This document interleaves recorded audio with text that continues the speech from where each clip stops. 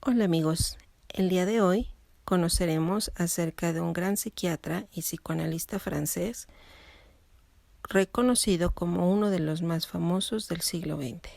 Él es Jacques-Marie-Émile Lacan. Nacido en París el 13 de abril de 1901 y murió el 9 de septiembre de 1981. Integrante de una familia de vinagreros conformada por sus padres y 3 hijos. Fue considerado desde niño de personalidad altanera y distante, incapaz de organizar su tiempo y no comportarse como los demás. Conocido también por los aportes teóricos que hizo al psicoanálisis sobre la base de la experiencia analítica. Desde su juventud estuvo muy interesado por la filosofía, combinando sus conocimientos también con el estructuralismo, la lingüística estructural y las matemáticas. Sus tesis han sido alabadas y criticadas por igual. Su objetivo era descubrir las leyes del inconsciente, dando así un carácter científico al psicoanálisis.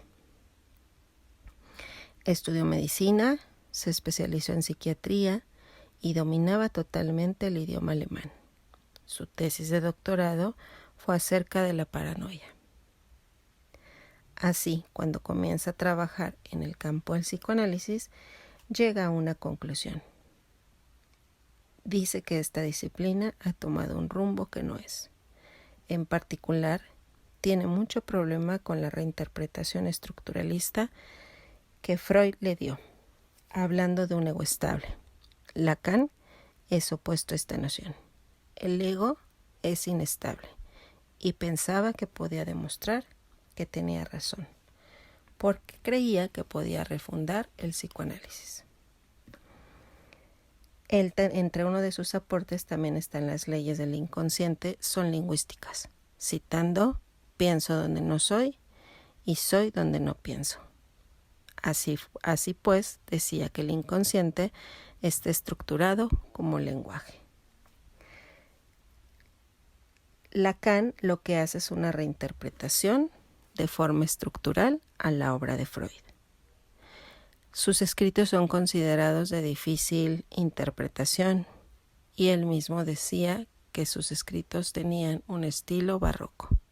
También tuvo una gran influencia con los pensamientos de Heidegger y Hegel. A continuación, mis compañeros les platicarán más sobre sus aportes.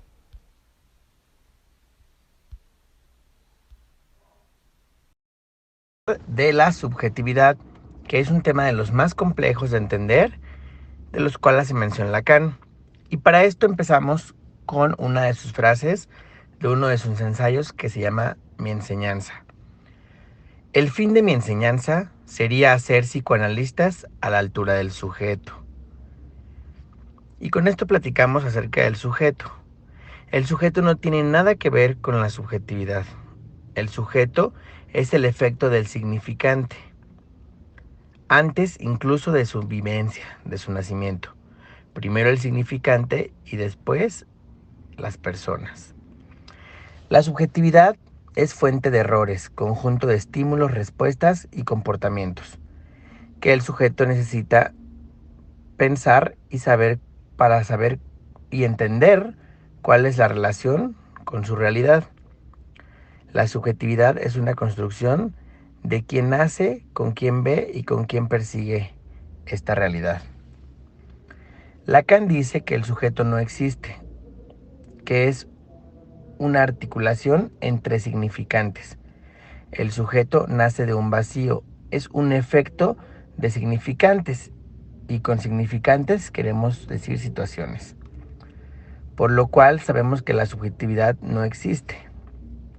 El verdadero problema no es el que se tiene que tratar en la clínica de la subjetividad, sino el verdadero problema es el sujeto que está tras la problemática entre significantes.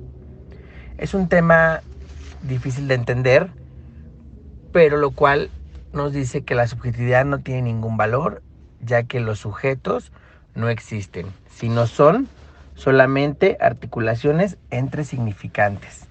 entre situaciones, que esa es la verdadera problemática de la clínica.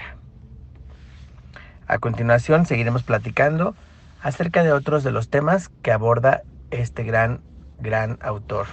Por otra parte, hablaremos de Lacan y la diferencia en los 3 tipos de estructuras de la personalidad, las cuales son neurosis, psicosis y perversión. Estas 3 estructuras dependen de la aparición y de la subjetividad, esto es la posición del sujeto. Los síntomas no son los que hacen la estructura, sino que es la estructura la que da los síntomas. Las estructuras también son fijas y estas no cambian con el tiempo. O sea, el que nace neurótico muere neurótico y el que nace psicótico muere siendo psicótico. En la estructura neurótica, los sujetos se caracterizan por dudar. Ellos dudan de todo, de todos, de cualquier situación. Como su existencia, sus deseos, quiénes son, por qué, el cómo, quién. O sea, dudan exactamente de muchas situaciones de sus vidas.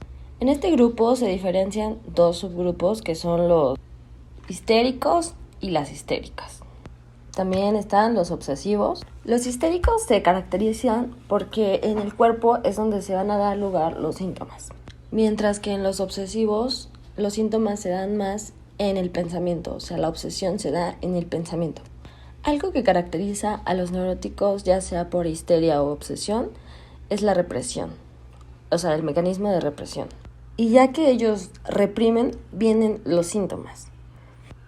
Ahora voy a continuar explicando la estructura de la psicosis. En esta, a diferencia de la neurosis, no encontramos síntomas. Cabe mencionar que los psicóticos no reprimen y con esto no tienen síntomas. Ellos más bien rechazan lo simbólico. Y esto se vuelve algo como el tipo real, o sea, como en forma de alucinaciones o delirios. Los delirios o las alucinaciones los podemos llamar como fenómenos elementales. Estos fenómenos pueden ser auditivos o visuales. Lo que caracteriza a los psicóticos es la certeza. Ellos están sujetos a la certeza. A diferencia de los neuróticos, ellos no dudan y ellos tienen, saben que es como que real el sentimiento de las alucinaciones o que están viviendo eso, lo sienten como algo real. Podemos ver los 2 subgrupos que son la paranoia y la esquizofrenia. Estos también cuentan con el delirio de persecución. A diferencia de los esquizofrénicos, presentan el delirio de fragmentación del cuerpo. En la siguiente estructura, que es la perversión, las personas perversas son caracterizados por la presencia de actos perversos. O sea, aquí no hay síntomas, no hay delirios, no hay alucinaciones, pero sí existe los actos perversos. Son sujetos fetichistas, o sea, necesitan como un objeto fetiche para lograr una satisfacción sexual. Ellos cuentan con la certeza y no dudan sobre el gozo que cuentan o que ellos reciben con aquel fetiche. En esta estructura, Lacan incluye todas las personas que presentan desviación